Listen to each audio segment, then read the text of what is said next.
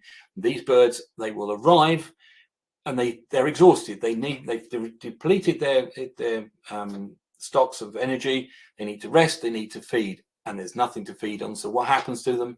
They die, and it is very, very upsetting that this happens. And of course, it wasn't just great knots. There were about half a dozen spoonbill sandpipers were found. Of all the species, almost all of them, 100% of them disappeared. Well, didn't go anywhere else. They just died. The only one that did reasonably well was the Kentish plover. Only 45% of them disappeared, and that's because they're a lot better at feeding on drier substrates than these probing species. So, as you can see from all of these terrible things that I've been telling you, waders are in peril. This is a graph of the lapwing the BTO did. It is a lapwing's breeding in the UK in the last 30 years. That is disastrous, isn't it? So 48% of known wader populations are in decline, and 30% of wader species are either extinct, critically endangered, vulnerable, or near threatened. That's 1/3 of them are in these categories of being threatened, and half of our populations that we know about are in decline. Waders really are suffering a lot around the world. And it's not just these very exotic species. Of course, as I said earlier, it's species like our own. So what's happening to our northern lapwings? We haven't got a situation where hundreds of thousands of birds have died because of something that's happened. What's happening with ours is, for example, these birds nest on farmland, and they choose those wet, boggy areas of the farm which are suitable for them. Over the years, the agricultural policy of Europe was to pay farmers to drain these wet areas so that they could grow productive crops on them. And if you think of a farm may have one, maybe two pairs of these birds nesting, that gets drained, and we lose a couple of pairs of lapwings. Does it matter? Well, not in the greater scheme of things, except that it wasn't just that farm that was doing, the farm next to it, the farm next to that, and the farm each side. And so we had a similar sort of situation, if you like, to Simingund, because suddenly all this area was no longer available for these birds to nest. And that is why we lost 80% of them. It was a cumulative effect. It wasn't something big and significant that happened all at once. Over the years, we've been losing them more and more and more. But there's all been bad news up until now. But the good news is the cumulative effect can be used actually to a good effect. And that is demonstrated not only with the hooded plovers that we saw earlier, but if you look at this, the piping plover of North America only breeds on the northern east coast of North America. Over the years, there's been an increase in these. You're not going to hear me talking about increases in waders very often. From 1986 to 2014, in the Great Lakes area, they went from 16 to 70 pairs during that time. The Atlantic coast, 550 to over 1,500 pairs. So here's a graph of them going up. And this is entirely due to the work that people have been doing in exactly the same way as the hooded plover, looking after not just individual beaches, but individual nests, individual birds, protecting them. And to us, this is one of the most important and vital things that humanity can now be doing to help these birds, not just the big things across across flyways, nationally, internationally. It's there right in front of you, what you can do to help. There must be something that you can do. And I'm going to give you some examples. Here's one now. These are black-tailed godwits. Okay, beautiful little chicks. This is what they look like when they're adults. They are beautiful black-tailed godwit. This is the subspecies Limosa. And this is a bird that's actually nesting in Holland, in the Netherlands. And it's relevant because this person on the right is called Astrid Kant, and she is one of our great heroes. She's a very happy, jolly sort of person, and at a most jolly when she's got a black-tailed godwit chick in her hand. The guy on the left, he's a farmer. He looks rather more bemused by the whole situation, I have to say, but he is a good guy as well. And the reason I'm telling you about these people is because this lady has spent the last 30 years, every springtime, she's a self-employed dentist. She packs up work for 3 months and goes out into the fields, the farm fields, where she has the permission from 30 farmers to go and look for black-tailed godwits and redshanks and oystercatchers and lapwings. It goes and finds their nests and she marks them. The problem these birds have been having is that over the years, the number of hay fields, which are ideal for them because they get cut in June, late June and July, when the chicks are fledged, have been now changed to silage fields, which get cut very much earlier. And what is happening is these birds that can't fly, they were getting killed by these mowing machines. So what Astrid has done over the last 30 years with these 30 farmers, she's gone to their farms, marked the nests, and when they come to cut their silage, they cut around them a big circle so that these birds, A, don't get killed, and B, have got half a chance still of being fed and hidden until they can fly and therefore avoid or evade predators. So Astrid is doing something. Astrid is a fine example to us all, and she does it herself. We've offered her help. She said, no, leave it with me. I can do all this. And she actually got a medal from the King of the King of the Netherlands for her work for conservation. So she is a good friend of ours and a fantastic person. The next people I want to introduce you to are this lovely couple in Brazil. Single-handedly, these two people have taken on the local government, the local communities, but they haven't done it in an aggressive way. They've gone to these people and talked to them. And what they have managed to do is they have managed to persuade the local government not only to close the beaches to vehicles, they've actually put big stakes in to stop them, and they don't have to police it because the vehicles can't physically get on the beach anymore. They've also persuaded the municipality to have an annual migratory wader day, which is quite extraordinary for these two young people to have done. And you can see they're lovely people, you can tell that. And we're very proud to say that they actually wanted to be part of what we were doing. And so they created this thing called Wader Quest Brazil. They're not directly affiliated with us. They don't raise money for us or anything like that. Actually, we support them with finances for a lot of the work that they're doing. But they are people that make us very proud. So you never know. Who knows? Maybe in the future we can look forward to something like this. Wader Quest India, where we have wonderful people out there looking after the birds of India and sort of being a part of this, let's say, a globally growing organization. So what is it then that Wader Quest actually does? What is it? What is our role? What do we do? Well, of course, we have two aims. Those are to raise awareness about the challenges waders face in the world. That's what this webinar is all about. That's us doing that. We try and get as many people. We've given talks to 7,500 people over the last few years. We are doing our best to tell as many people as possible what's going on. If you didn't know about those things that I told you about earlier, you now do, and you can now be concerned about it. You can care about it, and that is deeply important to us.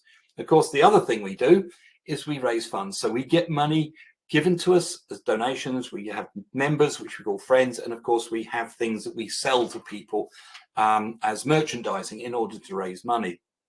But, sorry.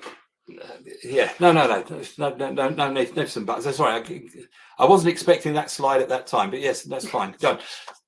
The question we get asked an awful lot, and in fact I've been asked today, is how can how can we get involved? What can I do? Because we know that not everyone's going to go out and stop farmers killing chicks.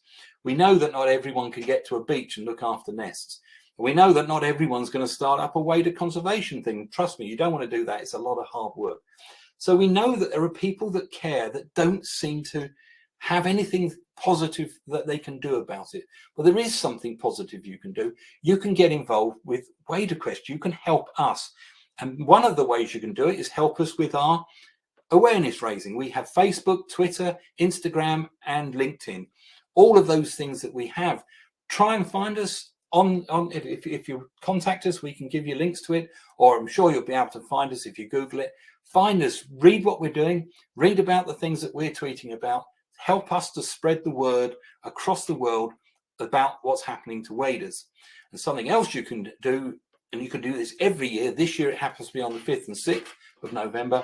You can join our Wader Conservation World Watch. People across the world, people for Asian Adventures were involved last year, and we hope there'll be many, many more of you in India this year. Now go out, and all you've got to do is go out on either or both of those days and look at waders, and then tell us what you've seen, where you saw it, and who you saw it with, because we will then make there we are, there's your Asian Adventure chaps. We will make a list of all the people, every single individual, as a roll of honor that took part. We will list all the waders, obviously, and we'll create a newsletter full of stories and photographs from people around the world of the waders they've seen. Sorry? Show you care. What?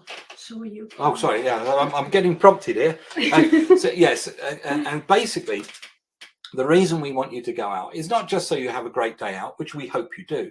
It is because by doing so, what you are saying is that I am aware that wader conservation around the world is in dire need, and that there are a lot of problems, and that you care.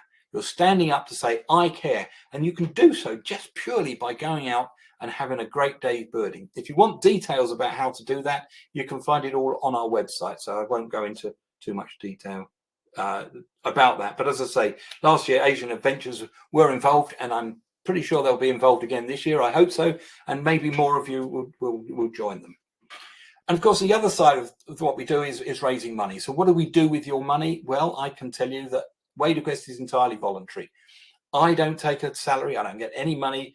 Elise doesn't. None of our trustees or volunteers, nobody gets anything. In fact, we don't even take expenses. When we go to Bird Fair, we pay for our own food, our own accommodation, everything, our own petrol. All of the money that comes into WaderQuest stays with WaderQuest. And there's a number of ways that we take people's money, if you want to put it that way. You as an individual, by becoming a friend of WaderQuest, you are actually supporting wader conservation. It's something you can do. You can just join as a friend of WaderQuest. There are a number of fees. The cheapest is your individual, £10 a year. I know £10 a year may sound like quite a lot of money, but to people here, it's really just a couple of cups of coffee in a coffee shop, and so it's not a great deal of money. And I can tell you that 100% of that, every single penny of that £10 will go into what we call the grants fund, and that grants fund is used exclusively for supporting wader conservation projects around the world.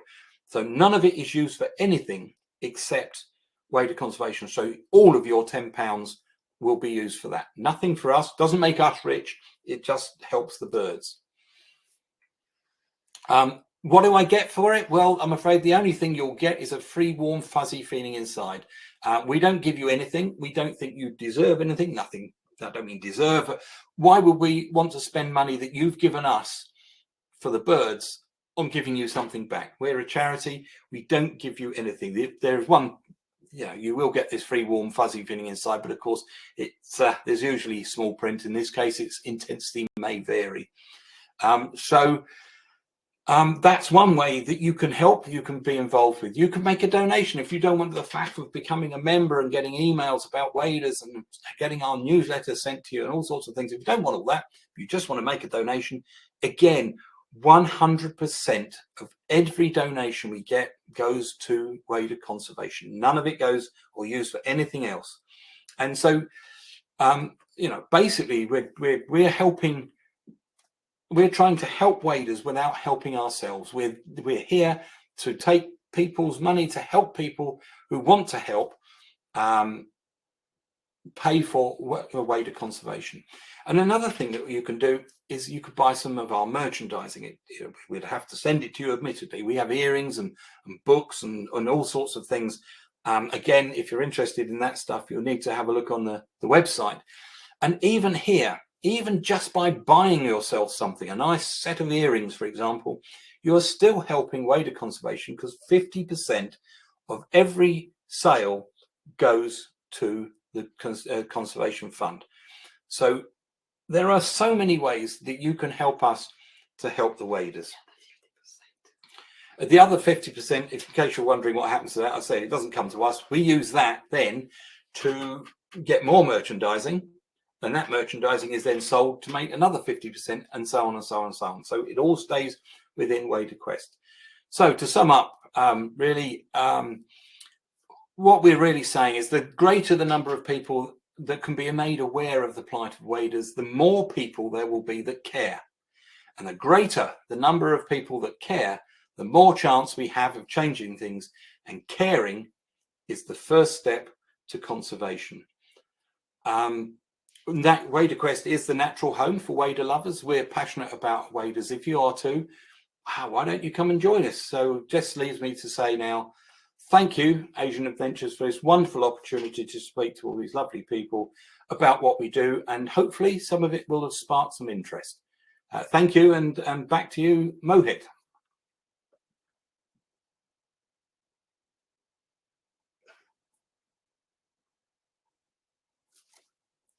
We can't hear you, Mohit. It was a real eye-opener, Rick. It was appalling to see that, you know, where we stand today with our waders. But it's also heartening to see that, you know, people like you and your colleagues are doing so much work for the conservation of waders. And it's extremely important for all of us to understand that we have to save these depleting wetlands. So friends, when you sign off tomorrow morning, you will get a replay link of this webinar. And I suggest that you share it as much as possible. And when you get that link, you'll also get the link to connect directly with Rick in it. See if you know, it's not about 10 pounds or 20 pounds or 50 pounds. It's a commitment to take their work forward. We're not there to, there's not much time left that you reinvent the wheel and you go ahead and do your own thing. Just join hands, build the community further, and go ahead and support. It's just, you know, Rick and 𝐒𝐤𝐤𝐬𝐻, it's just two lives. They're doing their things. Somebody has to carry this work forward, you know, and support them in every which way. When I met them this July, and I told them, I said, Rick, last time our webinar failed, but because there was the internet glitch and we couldn't continue with it.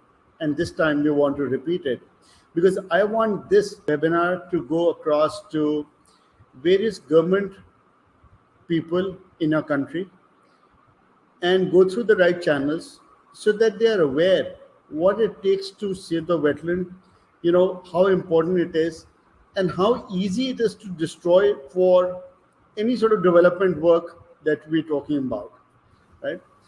So, Gaurav, please take it on that we need to convert this webinar with subtitles in Hindi.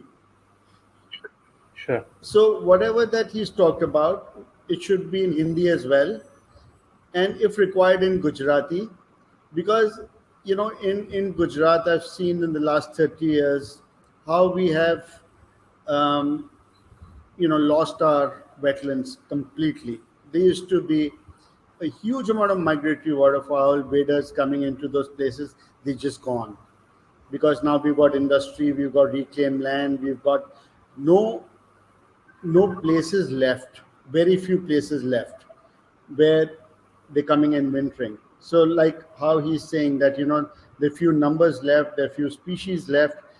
Whatever we've got, we got to have our focus right there. And if we can do that, then it makes some sense for all of us to be bird watchers, bird lovers, conservationists, XYZ, whatever we want to call ourselves, you know, or let's say Asian Adventures as a conservation travel company. Let's go all out and see what we can do, joining more hands for Rick and Elis and for Vader Quest. And let's try and figure out how we're going to build a community for Vader Quest in India and make it even bigger for them. Thanks. That's very, very, very kind words and crucial what you're saying. I mean, the loss of your wetlands is exactly what's happening, and that's, you know, it's happening everywhere, and it's not just in India. So, you know, there are birders everywhere. So surely there must be people that care everywhere, and that's really what we're trying to do, is get those people motivated to try and do what they can for their birds, because though if they don't do it, who will? That's the answer, really. Yeah.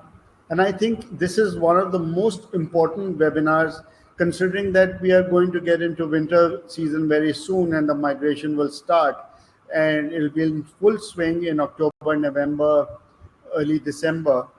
And we need to keep an eye on these places, you know, and let's urge the birding community, schools and other tourism people to be a part of Vader Quest on November 5th and 6th. Is it right? Yes. Yeah. Brilliant. November 5th and 6th, and show all the support we can with as many people as possible from the government as well. I know that there are many people now who are getting interested in wildlife and conservation from different walks of life. So let's try and enroll them as much as possible, Gaurav. And friends who are here today participating and listening to Rick and Elis, please come forward and connect with them directly or connect with us, so that, you know, whoever's in India can support Vader Quest in many ways that Rick has suggested. Thank you very much. And I want to make it clear that I'm very supportive too and appreciative of what you're doing as Asian Adventures, creating these webinars and the other work you do with conservation. You're an example, a really good example of what how wildlife tourism can and should be behaving, in order to not just pay something back to the wildlife, but just to sustain what you do. Because if you don't help and everything disappears, there is no wildlife to take people to see. So congratulations to you for the fantastic work that you're doing. Thank you for that. Thank you, Rick. It's work in progress, and we'll continue to do this. This is what we love, and this is what we want to save, and we want our great-grandchildren to enjoy what we have done so far. Exactly. And so that's how we'll be looking at it. And thank you for being here again. And I'm glad this webinar has gone through successfully. And we want now this recording to go to many more people, like I said. And we'll be floating this across, spreading the message of Vader conservation without any blockages. Thank you very much indeed. Thank you. Thanks very much for the opportunity. Thank you. Namaste. Thanks, everyone. Thank you. Thank you, friends. Bye-bye. Bye-bye. Bye. Bye. Good night.